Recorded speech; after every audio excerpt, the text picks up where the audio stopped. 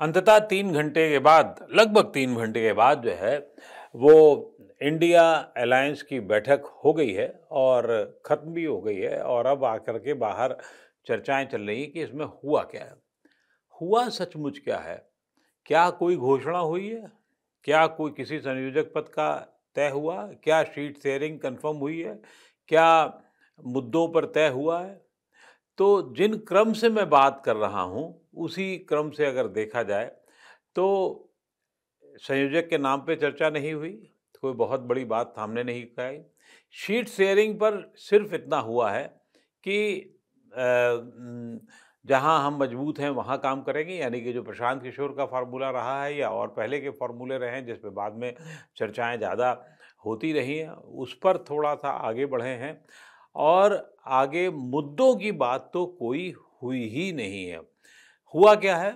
हुआ क्या है? ये हुआ कि उस बैठक में एक जो INDIA की बैठक हुई, उसमें जो सबसे महत्वपूर्ण फैसला हुआ है, वो सिर्फ़ ये हुआ है कि जो लोकसभा और राज्यसभा में जो पिछले दिनों जो लड़कों ने जो हंगामा किया था, उसके बाद विपक्ष के जो सवाल-जवाब थे, उस पर सरकार के रवैये के खिलाफ में एकमत से प्रस्ताव पास हुआ और जो 145 सांसद, 145 से ज़्यादा अब हो गए हैं, जो निलंबित किए गए, उनके खिलाफ में प्रस्ताव पारित किया गया है और ये कहा गया है कि अगले कुछ दिनों में हम लोग उनका आंदोलन शुरू करेंगे, अगले 2-4 दिनों में, और प्रधानमंत्री और गृह मंत्री से मांग की गई है कि इस पर हर हालत में आप बयान दें।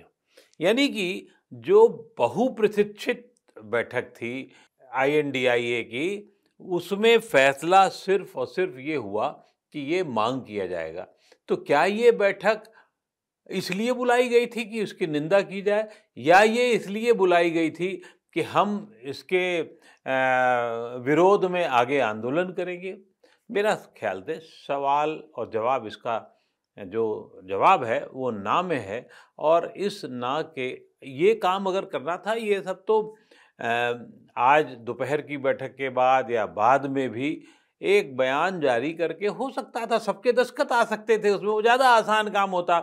एक फ्रेम बनाया जाता और एक सब लोग दस्तखत कर देते कि हम जो 28 दल शामिल हुए हैं इस बैठक में, वो सब एक सिलसिले दस्तखत करते कि साहब ये हम इसके खिलाफ में हैं। ये बड़ी खबर के तौर पर इसको रखा जाता और तब शायद एक बड़ा मामला, ये एक अलग खबर होती और INDIA की खबर एक अलग होती कि उसमें क्या फैसले किए गए। लेकिन अब INDIA की बैठक, जो 5वीं बैठक थी, वो जिसमें ये तय होना था कि अगला लोकसभा चुनाव कैसे लड़ेंगे, कहाँ-कहाँ क्या फैसले किए गए हैं, वो कैसे काम किया जाएगा, वो कहीं नज़र नहीं आया। यानी इसका मतलब ये भी माना जाए कि इस बैठक के लिए कोई पूर्व बहुत सारी तैयारी ना करके जो तात्कालिक फैसला हुआ है, उसी पर बातचीत ज़्यादा होती रही कि सांसद हमारे निकाले गए, संसद में निकाले गए, लोकतंत्र का मंदिर है, उसको भंग किया गया। लेकिन ये भी सोचना होगा कि क्या ये बात जो की जा रही है, 2 चीज़ें निकल के आती हैं। एक, मुद्दा बदल गया, मुद्दा पूरा की तरह पूरा का पूरा जो है सांसदों के निलंबन पे आया। ये क्यों हुआ? तो ये इसके पीछे भी क्या भारतीय जनता पार्टी की नीति की सरकार या मोदी सरकार की एक स्ट्रैटेजी है कि इतना बड़ा मामला ये कर दो कि इनकी बैठक फ्लॉप हो जाए और उसमें फिर ये मुद्दा यही हो जाए? या तो ये रणनीति विपक्ष नहीं समझ पाया, या ये कि विपक्ष इसको काउंटर नहीं कर पा रहा है। तो मुझे ऐसा लगता है रणनीति के खेल में फिर एक मात हुई है। और ये बात सही है कि अगर भारतीय जनता पार्टी इसी तरीके से सभी विपक्ष के लोगों पर फंदा कसने लगेगी और इतना बड़ा बवाल होता रहेगा, तो एक रबड़ भी होती है, जो रबड़ कब कितनी खींची जाएगी, क्या वो रबड़ खींचने के डर से कहीं ऐसा ना हो टूट जाए और फिर सब लोग मिल जाएं, वो उस प्रक्रिया में हो रहा है। इसके 2 अर्थ हैं। कहीं ऐसा ना हो कि मोदी सरकार के इस फैसले पर या इस तरीके का जो बवाल चल रहा है, जिसमें सदन के अध्यक्ष ज़्यादा फैसला लेते हैं, तो उसमें कहीं ये मतलब उनको ज़्यादा विपक्ष को तोड़ने की कोशिश तो रबड़ टूट जाए और फिर उसके बाद ये हो कि नहीं, अब तो जब मामला बिल्कुल ख़त्म होने वाला है, तो चलो सब लोग मिल के करते हैं। एक इस हद पे नतीजे पहुँचे।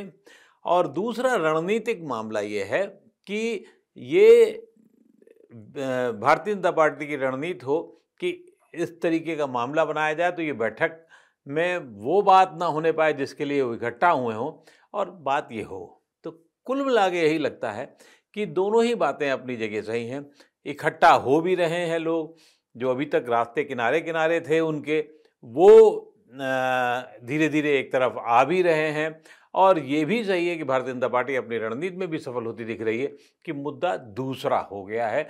यानी कि अगले 10-20 दिन तक ये मुद्दा ज़्यादा छाया रहेगा कि संसद से जो सांसद निकाले गए हैं या निलंबित जिनको किया गया, उनकी बात को उठाया जाए, ना कि विपक्षी एकता की। और इसके संकेत भी मिलते हैं।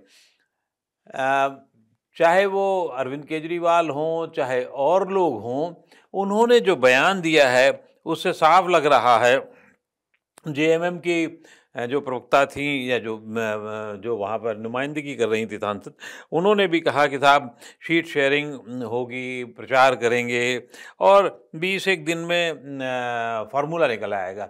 मनोज झा ने तो इस बात को, मनोज झा जो आरजेडी के मुख्य प्रवक्ता हैं और राज्यसभा के सांसद हैं, उन्होंने तो साफ-साफ कहा कि अगले 20 दिन में हम लोग तैयारी कर लेंगे। यानी कि अभी भी जब चुनाव का सिर्फ 2.25 महीना बचा हो, आप तैयारी करने की बात करके आ रहे हैं। इसका मतलब क्या हुआ? इसका मतलब ये हुआ कि कोई बहुत सारी बिना तैयारी के काम आगे बढ़ रहा है। आप जो बेसिक तैयारी होती है कि इस मुद्दे पर स्पष्ट बात होगी, वो ना हो करके अभी भी 20 दिन का समय लिया जा रहा है कि हम शीट शेयरिंग तब कर लेंगे।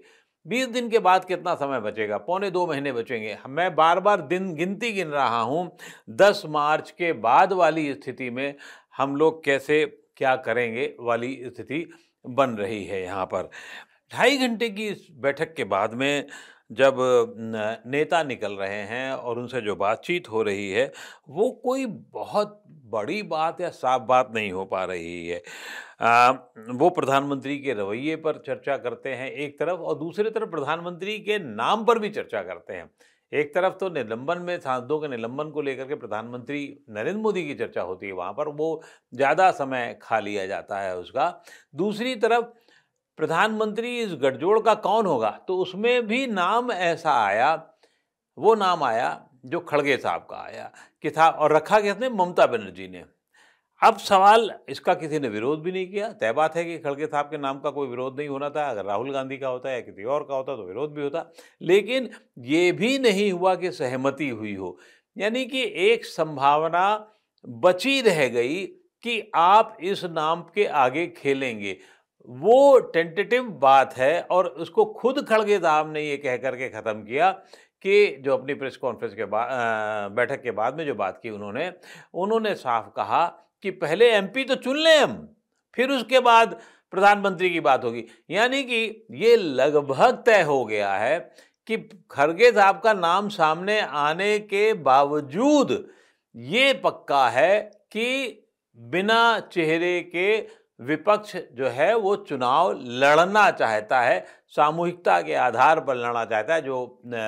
जो फार्मूला भारतीय जनता पार्टी अब तक करती रही है, वो अब कांग्रेस भी उसी आधार पर जाना चाहती है। उनका कहना ये था कि पहले हम संसद का तो चुनाव कर लें, फिर हम उसके बाद मतलब एमपी का तो चुनाव कर लें, फिर हम पीएम की बात करेंगे। ये एक बात रोचक नज़र के सामने आ रही है और जेडीयू ने इस बैठक में बहुत साफ बात की। उसने कहा बहुत समय आप लोगों ने निकाल दिया इधर-उधर की चीज़ों में, अभी भी है समय, जो अगर आप कर सकें तो अच्छी बात है, नहीं हो तो मुश्किलें होंगी। एक और अजीबोगरीब बात हुई इस बैठक में, जिसमें सिर्फ कुछ मुद्दों पे बात होनी थी, वहाँ ईवीएम पे चर्चा हो रही है। आज ईवीएम पे चर्चा करके आप क्यों अपना विपक्ष समय खराब करना चाहता है? ईवीएम पे उनकी चर्चा के बाद कुछ भी नहीं होने जा रहा, ये वो मानते हैं और जानते हैं, तो फिर उस पे क्यों टाइम किया जा रहा है, खोटा किया जा रहा है? तो ये एक बड़ी बात थी, जो मैं इसलिए इस बात को बड़ा मानता हूँ कि आप इस तरीके की बातचीत की चर्चा करके आप डाइल्यूट करते हैं चीज़ों को, बैठक को डाइल्यूट किया गया है। ये अच्छा है कि लोग इकट्ठा हो रहे हैं, अलग-अलग मोल मुलाकातें हुई, ये भी अच्छी बात है कि सब लोग जो आपस में मिल रहे हैं, उससे कम से कम कुछ गिले-शिकवे दूर होंगे, चीज़ें दूर होंगी अरविंद केजरीवाल ने बहुत पॉजिटिव बात कही है विपक्षी एकता को लेके कि हम सब जगह मिल के लड़ेंगे। हम देखना चाहते हैं कि हम सब लोग मिल करके काम करें, लेकिन वो कब कर पाएंगे, क्या मॉडस ऑपरेंडी होगी, ये अभी भी बहुत स्पष्ट नहीं होगी। अखिलेश यादव जरूर इस बैठक से थोड़ा निराश रहे हैं और उन्होंने वो बहुत साहित्यिक बात में ज़्यादा बात रखते रहे कि लोकतंत्र बचाने का वक्त है, मैदान में जाने को तैयार हैं, लेकिन उन्होंने सीट शेयरिंग या उसको लेकर के कोई बहुत अपना लचीला रुख नहीं अपनाया, जैसा कि ममता बनर्जी ने अपनाया था। ममता बनर्जी ने इस हद तक भी कहा कल एक किसी बातचीत में कि हम सीपीएम और कांग्रेस दोनों के साथ कर सकते हैं, लेकिन कितना हद तक जाएंगी वो एक हमेशा एक संदेह रहेगा कि कैसे है, क्या करते हैं। खड़गे साहब की एक बात और महत्वपूर्ण है, उन्होंने जब सीट शेयरिंग की बात की तो उन राज्यों की बात की जहां पर पहले से ही यूपीए का आपसी समझौता हो। दक्षिण के राज्य ले लीजिए या इधर भी यूपी और बिहार की जब बात की तो वहाँ वो बहुत सच्चाए, उनका नाम उन्होंने सबसे आखिरी में लिया। यूपी को लेकर के उन्होंने सबसे आखिरी में नाम लिया।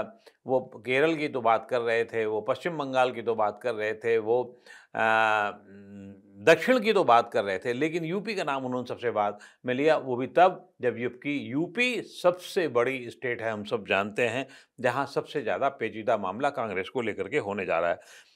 दिल्ली, पंजाब को लेकर के भी उन्होंने शब्द जरूर कहे कि हम सुलझा लेंगे, लेकिन सबसे आखिरी में वो आई बात, वो बहुत कॉन्फिडेंट नहीं नज़र आ रहे थे।